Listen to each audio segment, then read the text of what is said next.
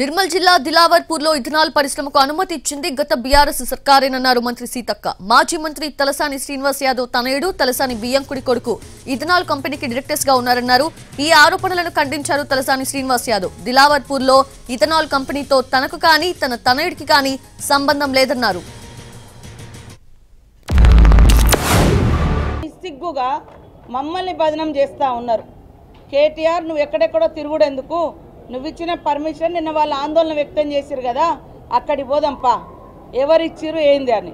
అదే కాకుండా ఆ కంపెనీ ఓనర్స్ డైరెక్టర్గా అందులో తలసాని సాయి కిరణ్ కూడా ఉన్నాడు. ఈ పర్మిషన్లు వచ్చే నాటికి తలసాని సాయి కిరణ్ ఆయన నెంబరు అదంతా కూడా ఇందులో ఉన్నాయి. దాదాపుగా మరి 12 మంది 10 మంది డైరెక్టర్లతో ఉన్నది. ఇంకొకరు పుట్టా సుధాకర్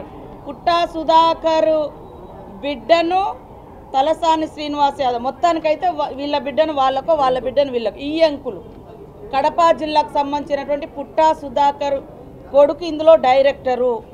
నా మీద ఏదో ఎలిగేషన్ చేసి ఆ కంపెనీకి మా కొడుకు కానీ మాకు కానీ ఎటువంటి సంబంధం లేదు. రెండోది మీరు ప్రూవ్ చేస్తే మీకే రాసిస్తాం. బాధ్యత గల ప్రభుత్వం జరుగుతున్న పరిణామాలు ఏంది, రైతాంగం అక్కడ ధర్నా ఎందుకు చేస్తుండ్రు, అక్కడ కంపెనీ రావద్దని వాళ్ళు రోడ్ల మీదకి ఎందుకు వచ్చిండ్రో అది పరిష్కారం చేస్తే బాగుంటుంది. కానీ ఏదో టీఆర్ఎస్ పార్టీనే టార్గెట్ చేయాలి, మమ్మల్నే టార్గెట్ చేయాలి అనే సంకల్పం అది మంచి పద్ధతి కాదు.